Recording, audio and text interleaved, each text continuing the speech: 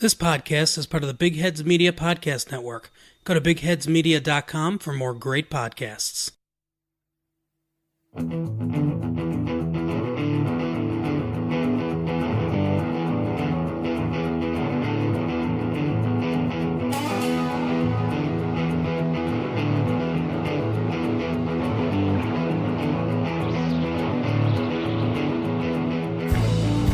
Hello, everyone, and welcome to MeowMix, a Carolina Panthers podcast. My name is Steven. My name is Jerry.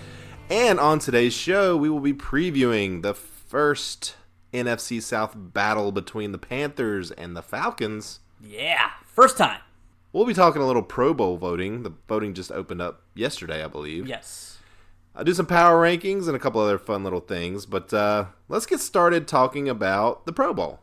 Okay, sounds good. Vote for your Panthers, obviously. Yeah, I already have a couple times. I think we got one definite Pro Bowl starter. Yes. You know, possible league MVP. Yeah. And, of course, I'm talking about Trey Turner. Wow. You are blowing my mind. Quit getting in my head. I'm just kidding. I meant Darrell Williams. No, Christian McCaffrey, obviously. Yes. Is going to be, should be a unanimous decision. Yes. I mean, I guess the only other NFC challenger at running back will be Dalvin Cook, who also is having a very good year. Yes. He's 2 yards ahead of Christian McCaffrey in rushing right now, but he hasn't had his bye. Right. He's at I a whole, thought it was whole other last week, game. but it's not. No. So is it this week or next week? It's week 12. Okay, so wow, that's a late bye. Yeah, lucky them. Well, Yeah, I guess. Well, that doesn't seem to be bothering them.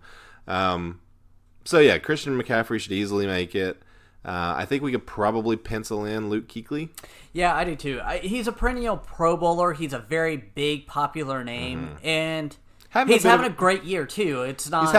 He's having a very good year. I think by Luke Kuechly standards, maybe not up to his standards, but I think it's certainly a Pro Bowl worthy year for sure. He currently is 6th in total tackles with 82.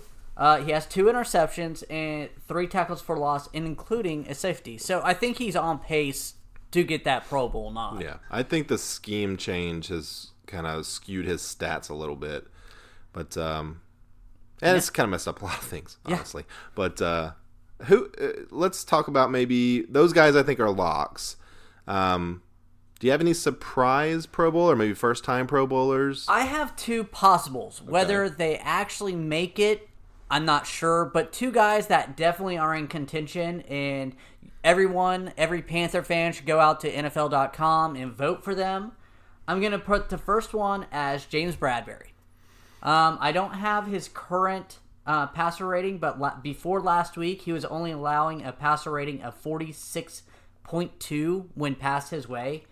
He's tied for 3rd in the league with 3 interceptions. That's shocking. It's only 3. Wow. Oh, I'm sorry, 4th.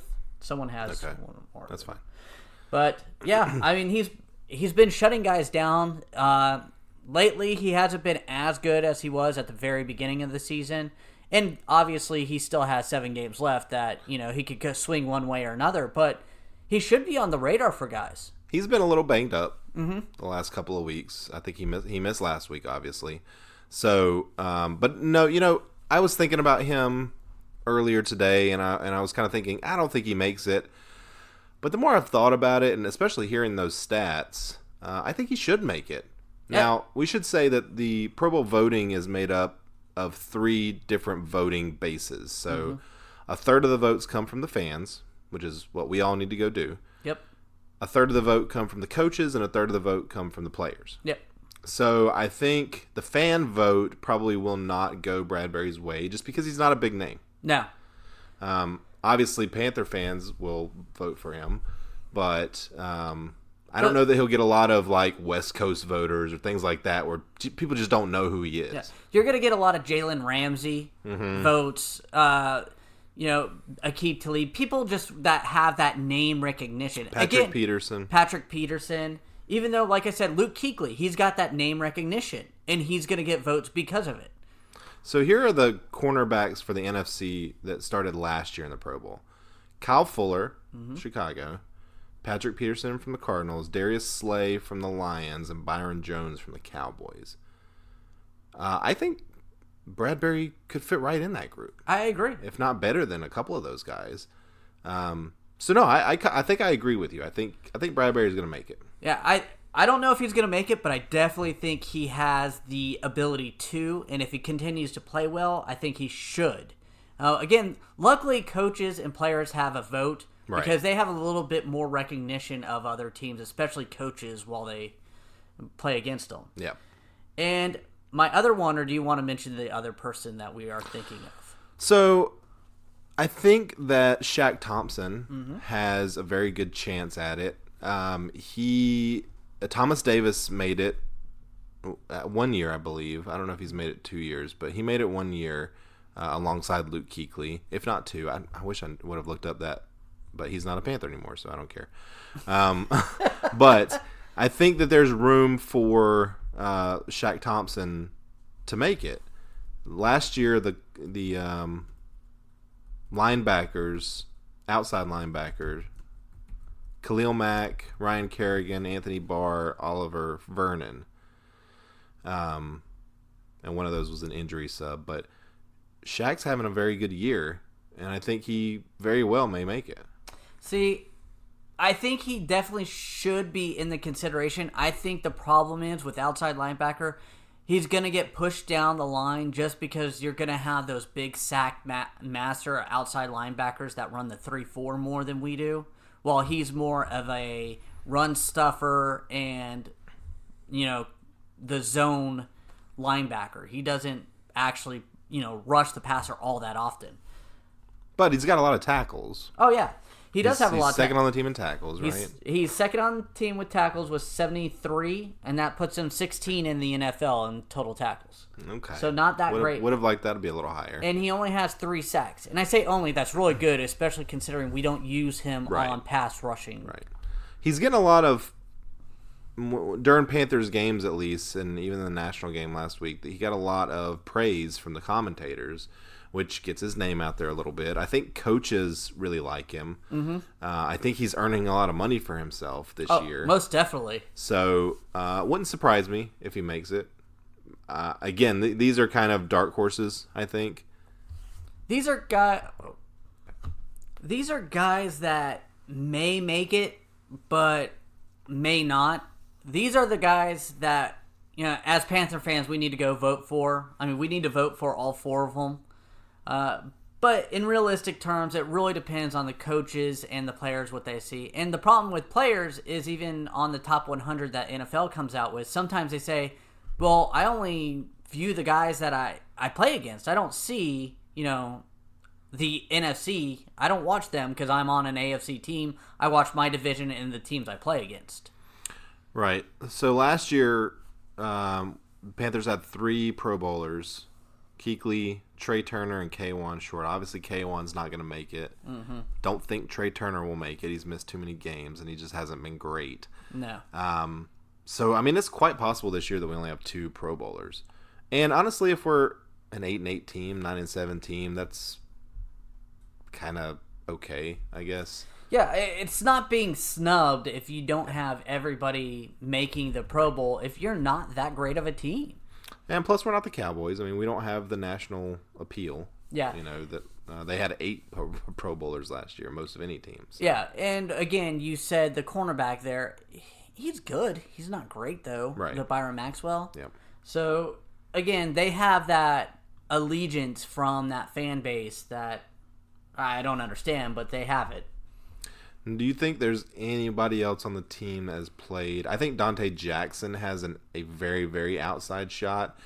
I know he's missed a lot of games, or at least 2 or 3 games this year, but he is a highlight reel at that position, and a lot of times those guys will get the nod over someone more stable like Bradbury.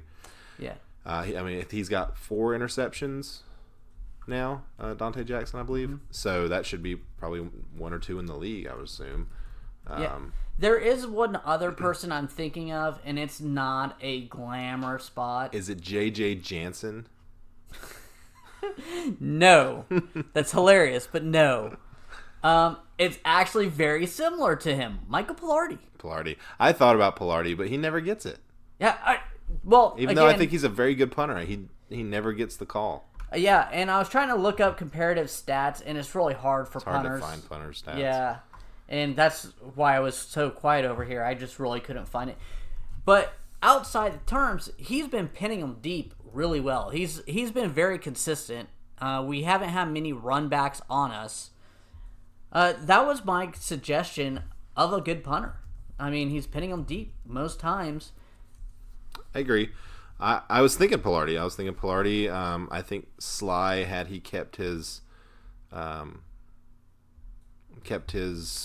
momentum from an earlier part of the season, he would have been probably a shoe-in. Now I don't think so. I mentioned J.J. Jansen earlier, kind of tongue-in-cheek, but he's been a Pro Bowler. He made the Pro Bowl one year as our long snapper.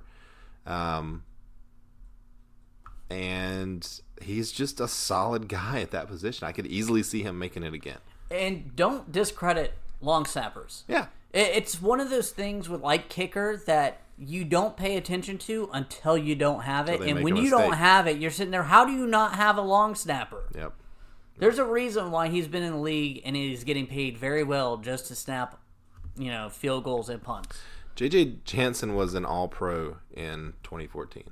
There you go. But did not make the Pro Bowl that year. Yeah, see, it's in those positions, it's also very hard to see how they're actually going to go. Yeah. All right. Anybody else that we think could potentially make it? Anybody on the defensive line? Gerald McCoy have an outside shot. I mean, he's a name.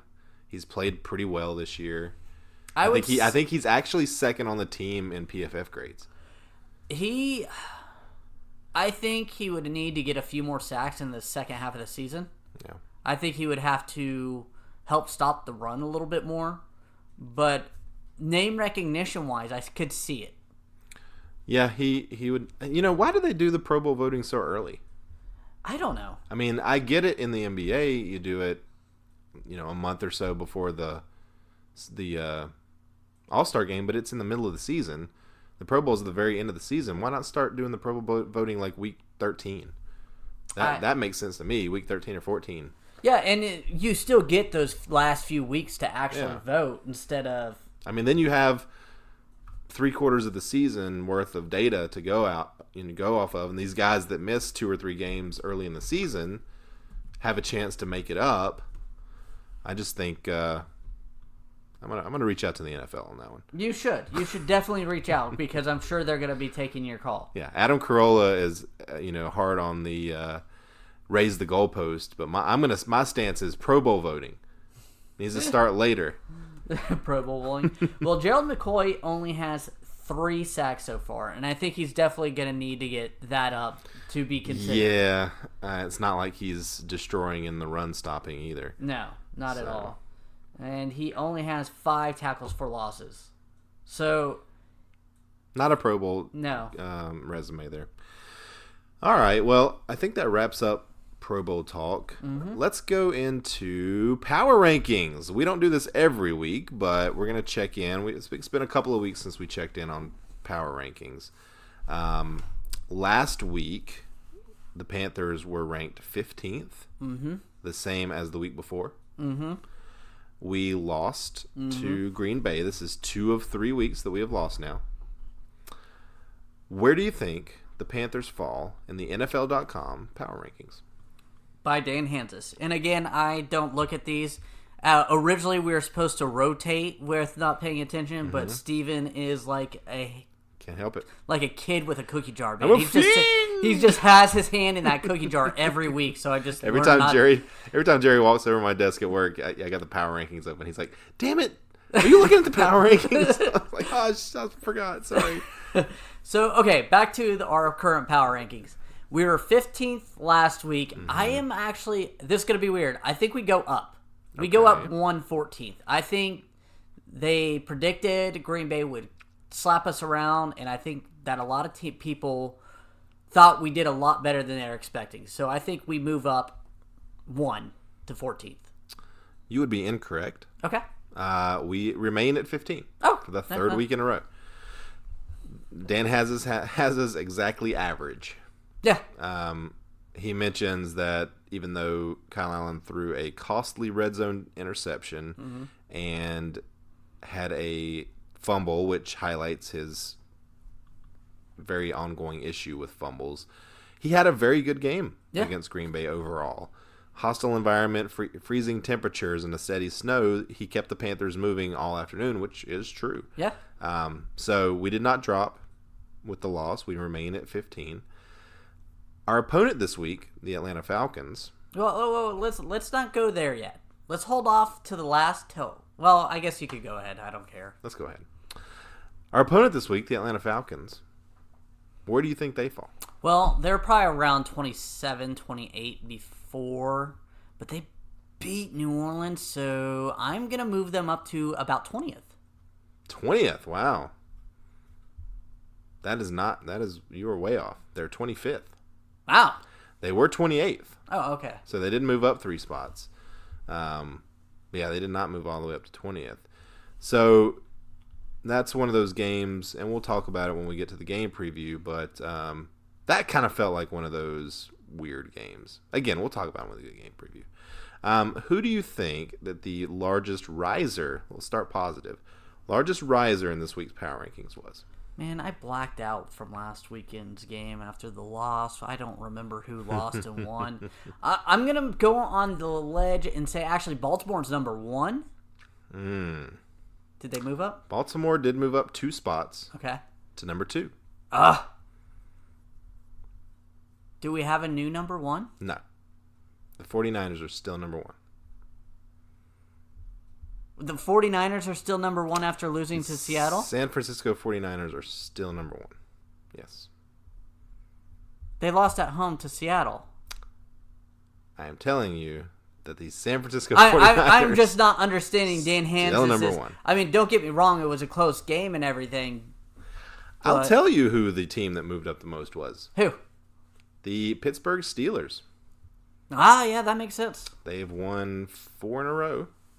Or 5 in a row. That defense is 5 in a row now. Keeping them in games. Yeah. So they are all the way up to 12th. They have leapfrogged us. Largest fall this week. I will also say the Titans moved up 4 spots with the win against Kansas City. Speaking of Kansas City, probably fall. You think they are the largest fallers? Yeah. Kansas City dropped only 2 spots. Really? They were 8th. They are now 10th. And a couple of teams fall 3 spots. Is the Chargers one of them? The Chargers are not one of them. Okay. The Chargers did not fall at all. They remained at 18. But we had one team fall 5 spots. Okay, who was that? The Detroit Lions. Which is a little surprising considering they played without their starting quarterback. Yeah. And Yes. Jeff Driscoll had them ready to win that game. I was kind of surprised, but... A little interesting. I guess maybe he's thinking that Stafford's going to miss several games. And they're just not going to be a very good team. Okay. So, yeah. Let me do the top 10 real quick. Sure. See if there's any surprises here for you. Obviously, San Francisco at number 1 is a surprise to you. The Ravens at 2. Patriots at 3. Seahawks up to 4. Packers remain at 5. The Saints dropped 4 spots to 6th. Well, you lose to one of the bottom of the league, you're going to... Yep. Vikings up 3 spots to 7. Cowboys down a spot, only 1 spot, to 8th. Texans remain at 9th, and the Chiefs round out the top 10. Yeah. I mean, I'm not arguing too much besides that. I 49ers. feel like the Chiefs should be higher than the Cowboys, who are 5 and 4. Well, above the Cowboys, yes. But the Cowboys always get that biased love, so... Why are the Cowboys 8? They're 5 and 4. Because they're the Cowboys. Everybody loves them. They're America's team. There are... Some reason...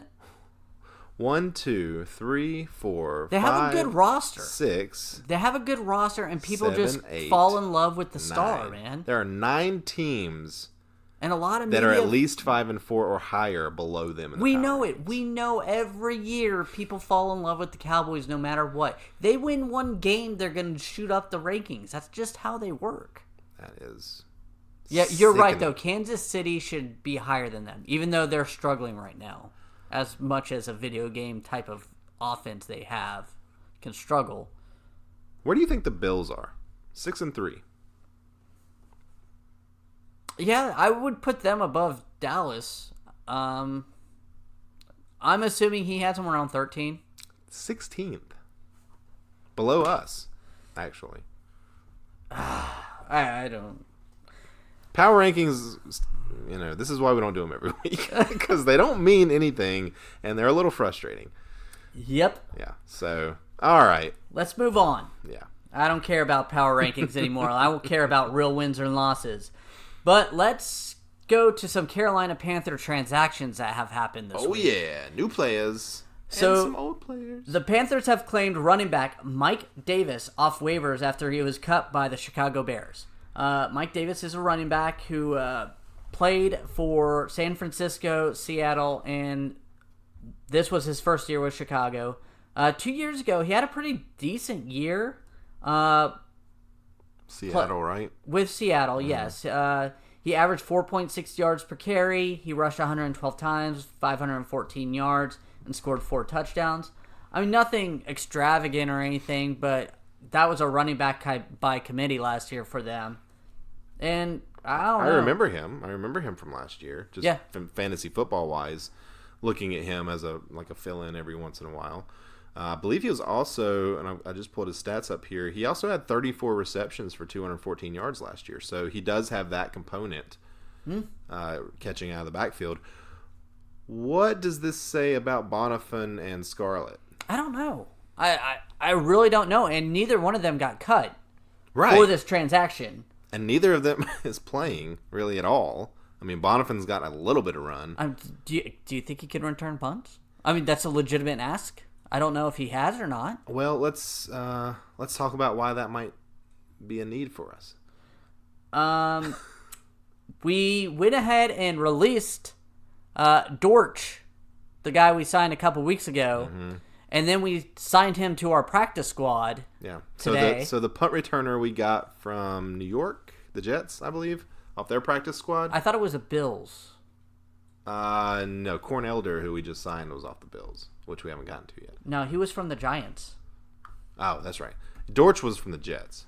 Dortch was from the Jets? Dortch was from the Jets. Okay. So Dortch came in to replace Ray McLeod, who sucked, and Dortch got basically one game to prove something. Did not, I guess, make an impression. I did watch Ron Rivera's press conference today, and he basically just said, we've had some injuries at other positions that forced us to let go of Dortch. I don't know why we felt we needed to pick up a running back. I don't either. That does make me curious because you said injuries at other places. That goes into our next signing. Carolina signed cornerback Corn Elder off the New York Giants practice squad. Hey, I remember him. Yeah. I remember him getting destroyed by Seattle last year, too. I remember us cutting him because he sucked. Yes. We do not want him on the field on the outside. He may be able to play slot pretty good, the slot corner position, but when he got positioned outside, he got destroyed. And I don't know. I wasn't too happy with this signing, but at the same time, it's in the middle of the season. Where else are you going to go find a guy? At least he knows the coaching staff and pretty much what they're expecting from him. The defense, I guess, is the only positive about him. We'll talk about some news in a minute where I thought they could have gone. But, yeah, I don't really have too much to say about Corn Elder. Obviously, it's just a depth move. Yeah. We've got some injuries on that at that position, so... You mean every guy on our roster in the cornerback position? Anybody that started a game for us at cornerback is hurt right now. Let's go ahead and move on to that one position that, with NFL news, the Tampa Bay Bucks released starting cornerback Vernon Hargraves. Now, we signed Corn Elder before Hargraves got released, but I would see if he clears waivers. I think actually he has the veteran minimum, so he goes straight to free agency. I would try to bring him in. Yeah, apparently they cut him because he just had some behavioral issues. Mm-hmm. Didn't seem to have a hard work ethic. I actually just looked. He was claimed off of waivers by Houston, the Texans. So, but yeah, he's a young guy. He was drafted 11th overall in 2016. Wow, really? Yeah. I thought he's been in the league for like 6-7 years. No, he's still on his rookie contract. Oh, yeah, then I would have claimed him. Yeah. I don't know what pick Houston had in their, what position they were in the claiming. I don't even know what they call it, the waiver wire, I guess. Yeah. But, yeah, that's a good pickup for Houston, I guess. I guess if the guy can turn it around, I mean, sometimes a change of scenery does that for players. So I would have taken a flyer on him if I was the Panthers. I always remember Brett Favre. Brett Favre was the greatest guy who needed a change of scenery from Atlanta.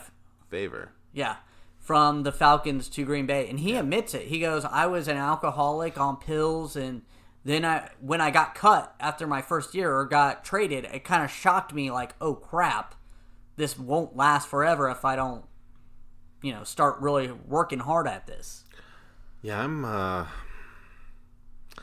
I guess you cut that guy, you get a compensatory draft pick. A lot of these guys that are getting cut right now are because of compensatory draft picks. You have to cut them, I think, by this week or next week to get a draft pick. So maybe we'll cut Darrell Williams. Yeah. I mean, we could maybe get a third or fourth round compensatory pick for him. I don't know. But with all the injuries to our O-line, we are going to need him out right guard and right tackle. I mean, and just keep him. But so Hargraves is gone, I guess. But that is news. I mean, that guy is a decent cornerback and recent first round draft pick. So. Yeah. Moving on, the NFL invited all 32 teams to a private workout for Colin Kaepernick on Saturday in Atlanta. Interesting. Yes. Did you see Eric Reed's response? Yes. He thinks it's a PR stunt. Mm-hmm. Do you know when the NFL told Kaepernick about this private workout? It was very recently, right? It was Tuesday. So they told him Tuesday that, hey, we're holding a private workout for you on Saturday. No time to prep or get some receivers in together to get. I noticed that he said his representatives were informed by the league of this workout. Is he not allowed to have his own workouts, or hasn't he? Why does the league have to do this? It feels definitely. I agree with Eric Reed. It feels 100% like a PR move. And it almost feels like they're trying to blindside him to catch him off guard. Right. Eric Reed said that Cap was not allowed to reschedule. Basically, this was the day, and this is where it's going to be in Atlanta. Actually. Yeah, it's just so weird. I agree with Eric Reed, too. I think this is... I really feel like they're trying to do this, catch him off guard, have him put bad tape on film, so they could say, see, this is why. This is why we're not signing him. I don't think they're going to get their wish. I think a guy who probably has been staying in shape and can throw a football is probably going to go out there with no defenders on him and look pretty good throwing the football. Yeah, I hope he gets to use his own receivers. I'm assuming. I'm sure he will. I'm assuming he's working out with a guy with a quarterback guru, and his owners. He'll probably have some college receivers out there with him. Yeah, maybe a couple of guys that are on bye this week might go out there. But I saw Eric Reed asked Tepper if the Panthers were going to consider signing Kaepernick. Tepper said that they were not currently looking to sign a quarterback, but if they come to that position, that Kaepernick would definitely be someone that they would take a look at. And Eric Reed said, okay, I'm going to hold you to that. That to me didn't sound like they were very serious about looking at Kaepernick, and I don't think they should be. No. And again, I said this a couple weeks ago, or a few weeks ago now that Cam went out, that I think getting Kaepernick right now in the middle of a season or after the season starts is a disservice to him. And I don't think that that's the intent of this workout. I think the intent of this workout should be for teams to take a look at him, see where he is, and then maybe sign him in the offseason. Oh, I hope so. I don't think anybody's going to sign him for the rest of this season. That doesn't seem realistic to me. And for the Panthers, I think that's not a horrible idea bringing him in. I know there's going to be a lot of press about it, unfortunately. That's the thing that you have to figure out. Like, regardless of how you feel about his stance and his political leanings and all that stuff, you have to decide, is bringing in Colin Kaepernick worth the circus? Because whether he wants it or not, a circus comes with him. It's very reminiscent of Tim Tebow. Yeah. Right? Tim Tebow, everywhere he went, came the circus. Yep. For a different reason, obviously. But it was still a circus. It was a distraction. And that's the same thing with Kaepernick. If you think that he is going to be the Kaepernick that threw for 16 touchdowns and 4 interceptions, even though those numbers were inflated a bit by garbage time, those are good numbers. And if you think he's that guy, then bring him in. He led a team to the Super Bowl. And he looked good in those playoffs. He was burning teams. He did. I mean, a lot of okay quarterbacks lead their teams to Super Bowls.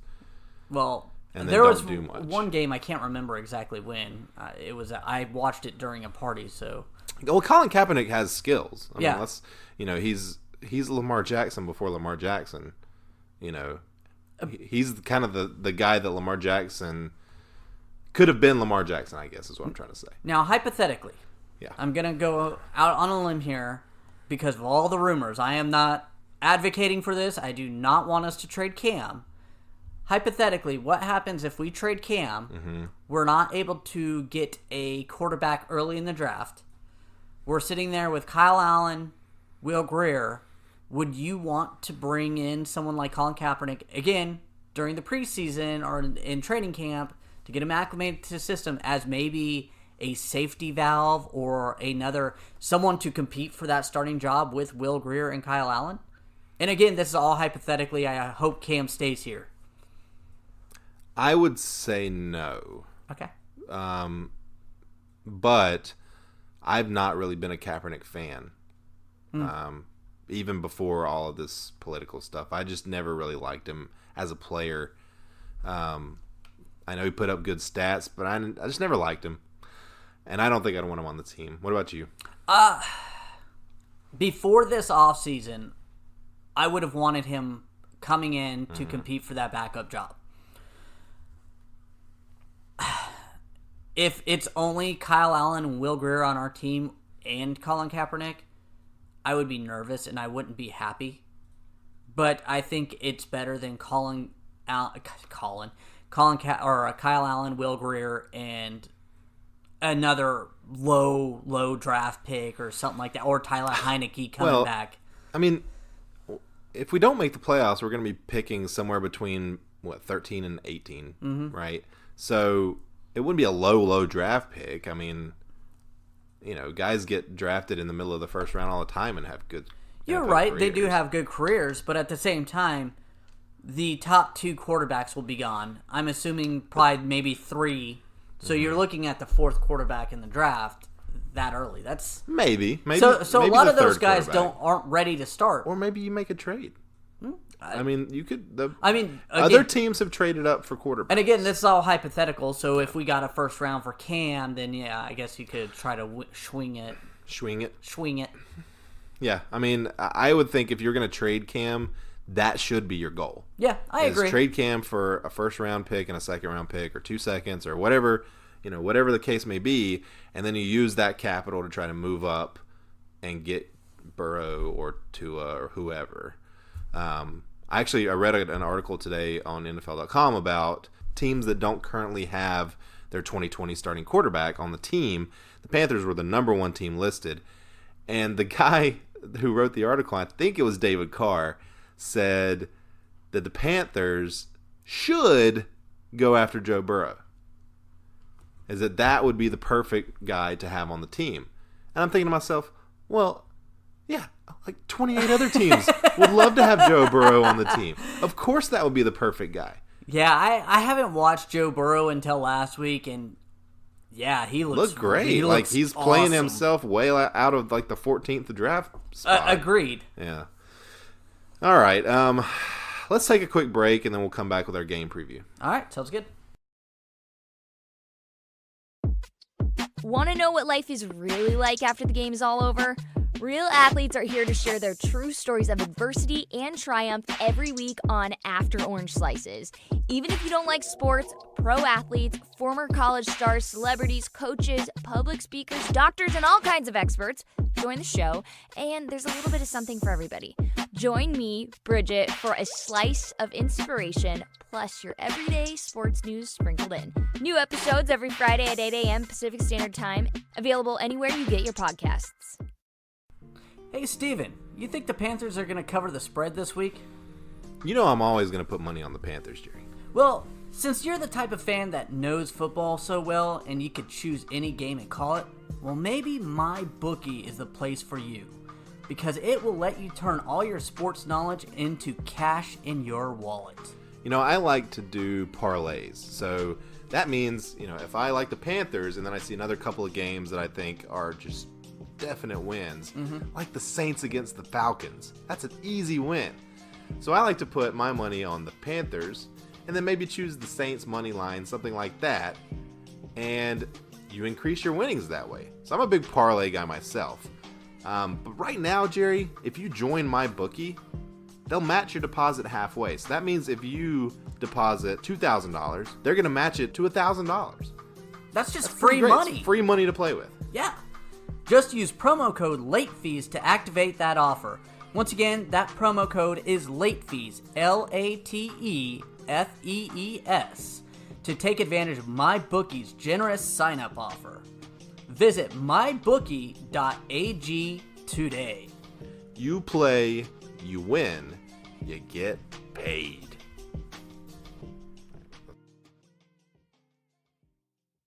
And we are back. All right, time to get into Falcons at Panthers. Panthers open up as a 5.5-point favorite in this game. Let's talk about the injury report before we get into the specifics here. I'll go over the Falcons first. The following players did not practice as of Wednesday: Matt Ryan, Devontae Freeman, Kamal Ishmael, Wes Schweitzer, and Austin Hooper. So those Hooper's a big one. Hooper and Freeman. I expect probably Matt Ryan and Freeman to play, but yeah, those are names. Those are names. Austin Hooper leads their team in receptions. Oh, Austin Hooper's a big one for sure. They had the following players as a limited practice: Desmond Trufant, Sherrod Niesman, John Kaminsky, Luke Stalker, Ryan Allen. Ryan Allen's their punter. So again, Trufant's a big name.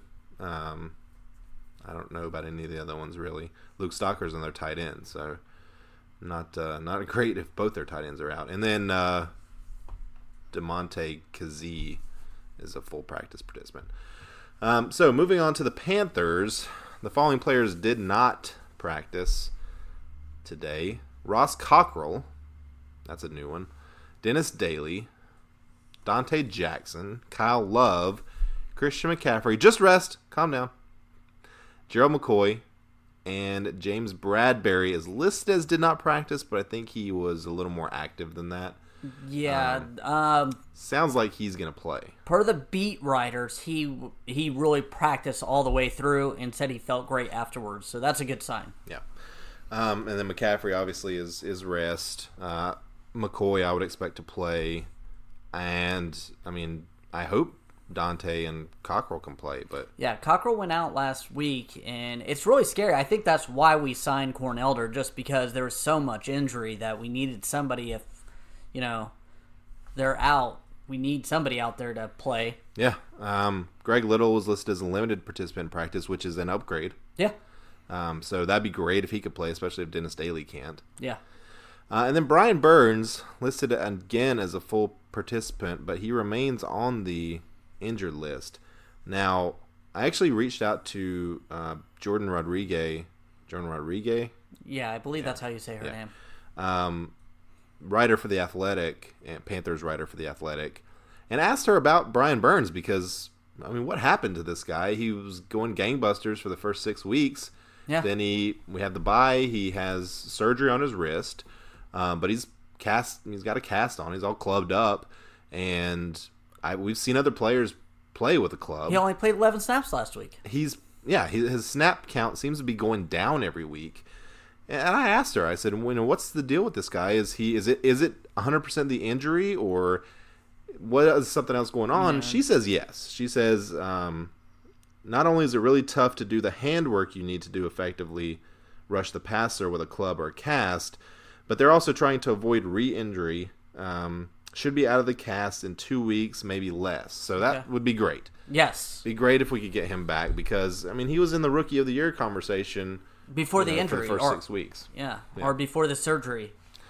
So hopefully he'll at least be out there again. It sounds like they're probably not going to put him out there in any significant way until that cast is off, though.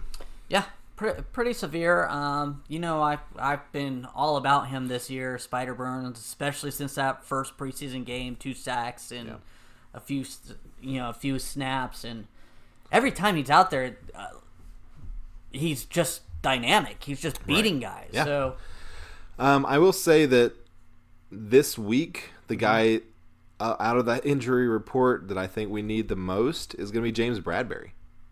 Yeah, we got to shut down Julio. Yeah, and Bradbury has done it before. Yeah. Shut him down or slow him down are two things because you can't stop him. You can only hope to contain him. Pretty much, Julio Jones is one of the best elite wide receivers in the game. Absolutely. So holding him to 0 catches is not going to happen. No. But holding him under 60 yards is possible. And that's what we need to get. That would be a success. Yes. Yeah. No touchdowns. Yep. That would be a success. Playing against the Falcons is going to be, even though they're 2-7, they beat New Orleans last week. Yeah.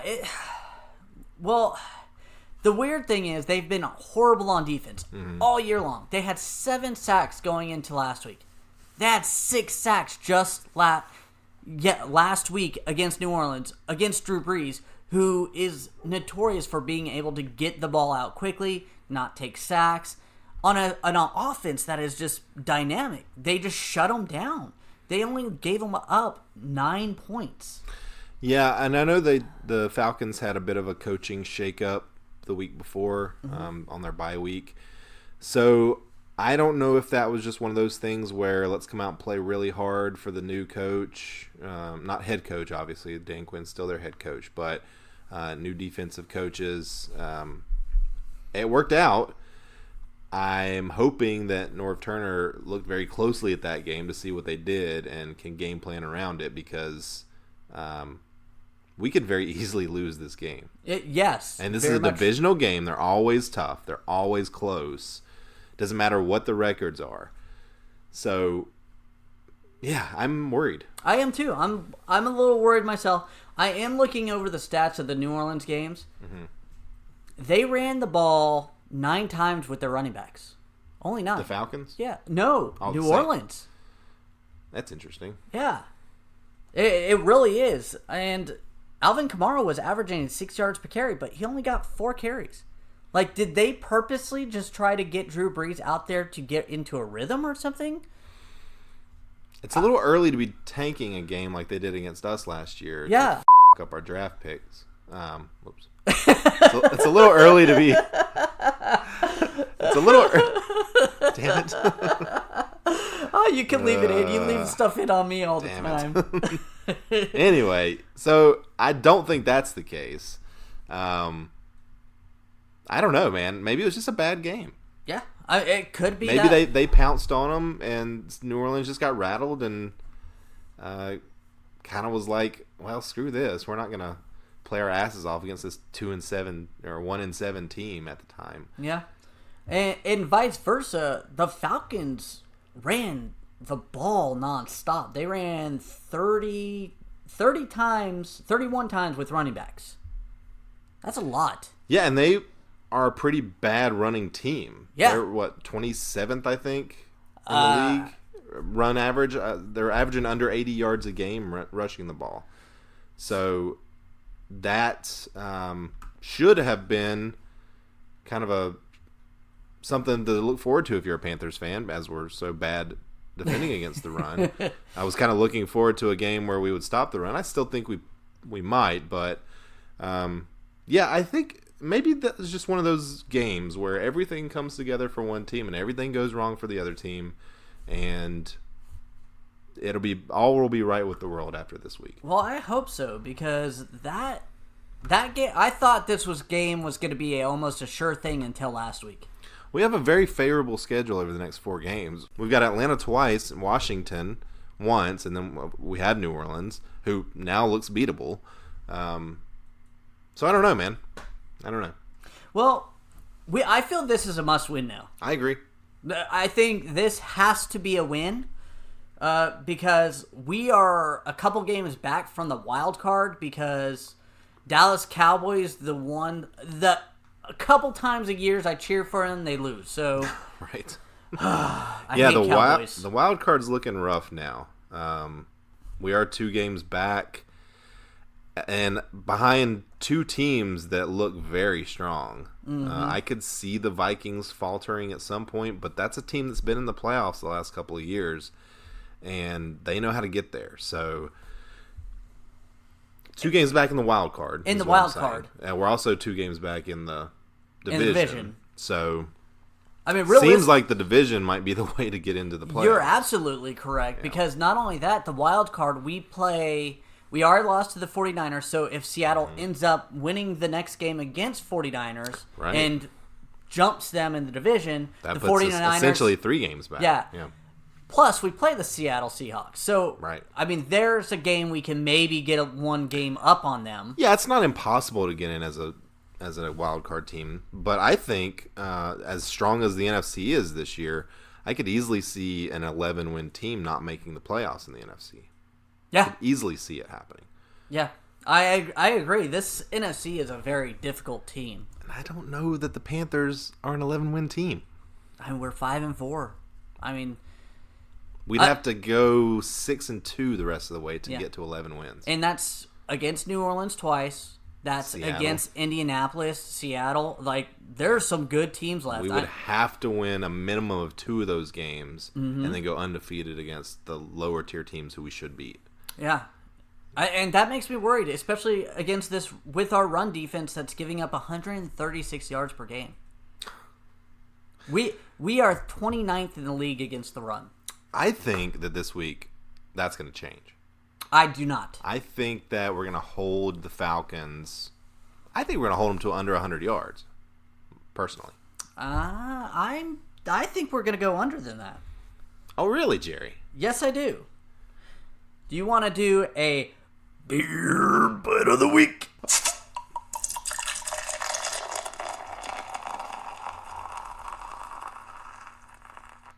Refreshing.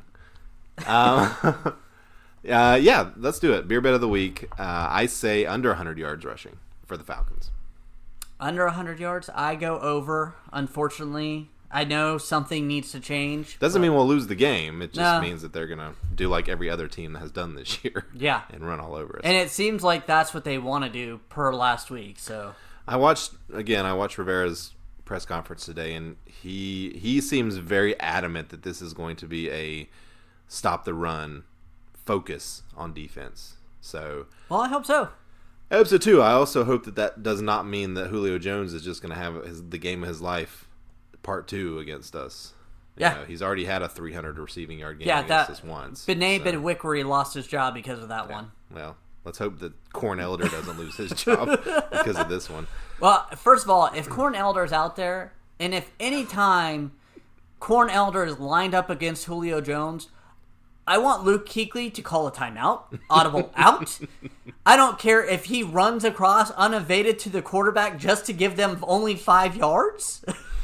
Yeah. And then Luke can go up into the stands and be like, can anyone play cornerback? We need someone else. Oh, man. All right. Do you have any bold predictions for this game? I do. Okay, go ahead. I think last week sparked something. I think we lost. Uh-oh. But I think Kyle Allen will throw for over 400 yards this game. God. He had his first 300-yard game last week. Yep, he's on a roll. Jeez, you took a page out of the old Steven playbook. I absolutely did. All right, I'll do it one out of the Jerry playbook. I think we're gonna have 2 sacks this game. Oh, come on! I 6 sacks or so. I never say that. 4 interceptions, something crazy. All right, my bold prediction for this game has something to do with Kyle Allen, but more specifically who he's throwing the ball to. Okay. So I've seen some improvement over DJ Moore the last couple of games. Yep. He had a 120-yard game last week, and I think he was just over 100 the week before. I think he continues the trend upwards, and I think he has 175 yards receiving. Ooh. And 2 touchdowns in this game. You brought up an interesting point. You said DJ Moore. I forgot to bring this up during our review. Do you remember who was drafted right after him? The other Calvin Ridley. For the Atlanta Falcons. Yeah. Everybody was jumping on him last year saying how great he would. He currently has 36 receptions, 471 yards. Now, he had some big games last year. Yes. He did. But DJ Moore had a better year overall than him last year. So right now, like I said, Calvin Ridley, 36 receptions, 471. DJ Moore has 54 receptions, 684 yards. Yeah. So he's doing really good this year. Granted, Calvin Ridley has Julio Jones on the opposite side, taking up a lot of those targets. But also taking up a lot of the defense's attention. That's what I was going to say. So I just thought it was interesting, and I forgot to bring that up, that we're to see Calvin Ridley this week. I have this vague memory of Calvin Ridley having a big game against us last year. He did. Okay. I feel like he was playing out of the slot a lot and just was destroying us over the middle of the field. So hopefully that doesn't happen again.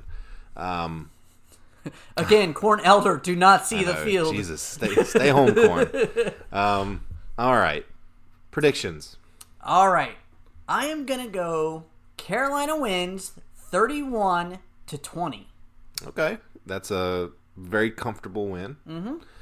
I think Carolina wins as well. I think that we're going to shut them down defensively, and I think we win 28-16. Oh, nice. Yeah. I think they get a garbage time touchdown that means nothing. I kind of was going with that with the 20, but you know our soft zones. Right. Yeah. Yeah, they might get all 16 of those points in the fourth quarter. All right. Well, I think that's about it. Nope, we got one more thing. Uh-oh. Now, as always, we like to read our 5-star review on Apple Podcast. And this one is from Sir Mini-Me. Great podcast. Love it. Thank you, Sir Mini-Me. Thank you, Sir Mini-Me. That is very well put. Well put. All right. Let's wrap this baby up. All right. As always, we want to thank all of you, our listeners. Without you, we probably still would make this, but it wouldn't be as fun. We'd just be making it for ourselves. Pretty much. Please leave us a 5-star review on Apple Podcasts or wherever you're listening to this podcast. We'll read your comment on the show, or just email us a comment at meowmixmailbag@gmail.com. All right. We will be back on either late Sunday night or early Monday morning to talk about, hopefully, a Panthers victory. Yes. Until then, everybody, keep pounding.